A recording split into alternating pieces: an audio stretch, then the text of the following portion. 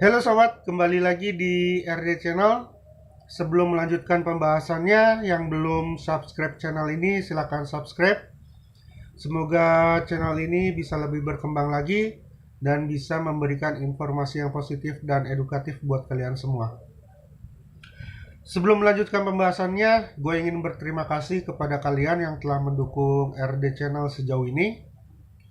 Berkat kalian, RD Channel masih ada sampai sekarang dan terus berkembang setiap harinya. Dan semoga amal kebaikan kalian dibalas oleh Allah Subhanahu wa taala. Amin. Dan di video kali ini jangan di skip-skip ya, karena ini penting banget buat kita ketahui informasi-informasi seperti ini ya, tentang psikologi manusia, tentang sisi-sisi ya psikologi manusia, kesehatan mental eh, kesehatan mental kita sendiri, seseorang, tentang kesehatan mental lah gitu ya. Jadi jangan di skip-skip supaya kalian itu bisa memahami apa yang ada di video kali ini. Jadi di pembahasan di video kali ini gue mau membahas tentang sisi gelap pada manusia yang perlu kalian kenali, atau bisa disebut dengan the dark triad of personality.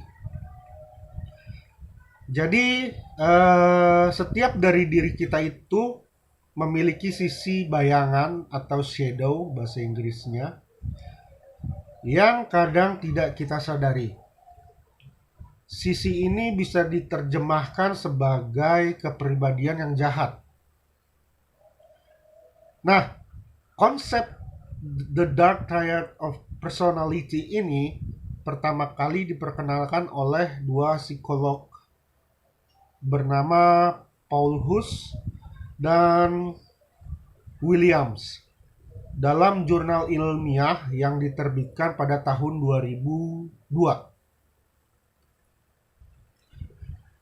The Dark Triad of Personality atau sisi gelap manusia adalah konsep psikologis yang merujuk pada tiga sifat kepribadian yang cenderung negatif, yaitu antara lain adalah narsisme, psikopati, dan manipulasi atau kecenderungan untuk memanipulasi orang lain ya, untuk memanipulasi orang lain itu.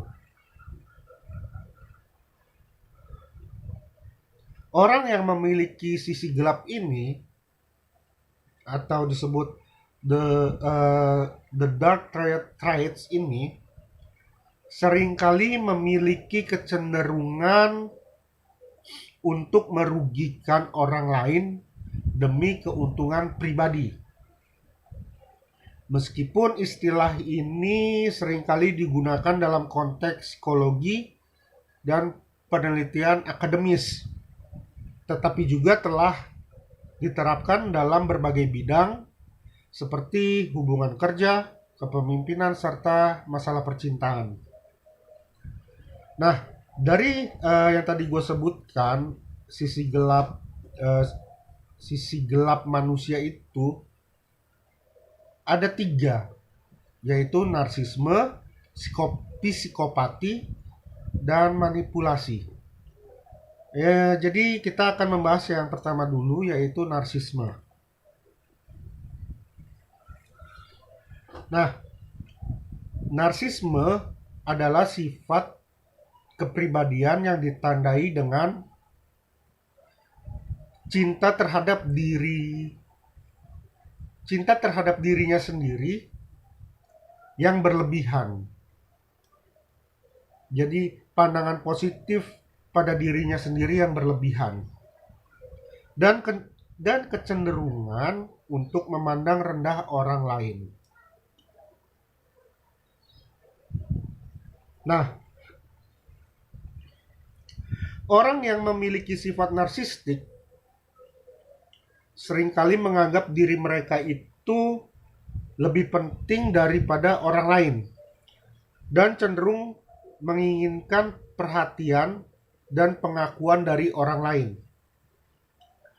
Sifat narsistik dapat dimiliki oleh siapa aja, dan biasanya itu muncul pada masa remaja hingga awal dewasa. Namun, jika sifat ini berlebihan dan mengganggu kehidupan sehari-hari seseorang, maka dianggap sebagai gangguan kepribadian narsistik. Pada umumnya, orang yang memiliki sifat narsistik memiliki pandangan positif yang berlebihan terhadap diri mereka sendiri. Mereka cenderung menganggap diri mereka lebih cerdas, lebih menarik, dan lebih pentinglah daripada orang lain. Nah, hal ini sering membuat mereka merasa sulit untuk menerima kritik atau kegagalan, dan mereka itu cenderung menyalahkan orang lain atau situasi ketika hal-hal yang tidak berjalan sesuai yang mereka harapkan. Dan selain itu, orang yang memiliki sifat narsistik cenderung memiliki kebutuhan yang tinggi untuk diperhatikan dan diakui orang lain. Nah, makanya itu mereka seringkali mencari perhatian dan pujian, dan sulit merasa puas tanpa adanya pengakuan dan perhatian dari orang lain. Nah, hal ini dapat membuat mereka menjadi sangat manipulatif dalam hubungan interpersonal dirinya sendiri, karena mereka cenderung memanipulasi orang lain untuk memperoleh perhatian dan atau pengakuan yang mereka inginkan. Nah, selain itu juga sifat narsistik seringkali juga terkait dengan emosi yang tidak stabil. Orang yang memiliki sifat narsistik cenderung merasa marah atau kecewa ketika tidak mendapatkan perhatian atau pengakuan yang mereka inginkan, dan sering sekali merasa sulit untuk mengontrol emosi orang-orang narsistik tersebut. Ya, meskipun sifat narsistik seringkali dianggap negatif, tetapi ada beberapa kasus narsisme juga dapat menjadi faktor memotivasi seseorang untuk mencapai tujuan mereka. Dan beberapa ahli mengemukakan bahwa narsisme yang sehat atau narsisme fungsional dapat membantu seseorang dalam memotivasi diri mereka sendiri, meningkatkan rasa percaya diri, dan membantu dalam mencapai tujuan mereka.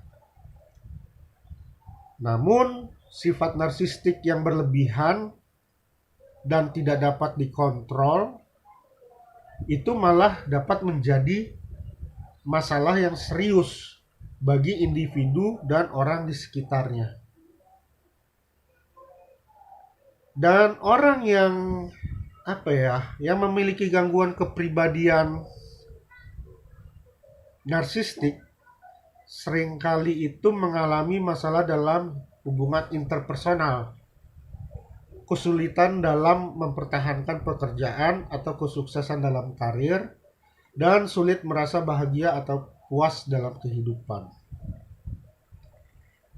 Nah, oleh karena itu, jika kalian atau seseorang yang kalian kenal itu memiliki kecenderungan narsistik ya yang berlebihan ya, dan mengganggu kehidupannya sehari-hari, maka disarankan untuk mencari bantuan dari seseorang profesional kesehatan mental. Itu tentang narsistik. Mungkin di episode selanjutnya gue akan membahas tentang yang keduanya lagi, tentang psikopati dan sifat manipulatif. Oke, sekian dulu video dari gue, semoga bermanfaat, dan semoga kalian diberikan kesehatan, umur panjang, dan rezeki yang melimpah dari Allah Subhanahu wa Ta'ala. Ciao.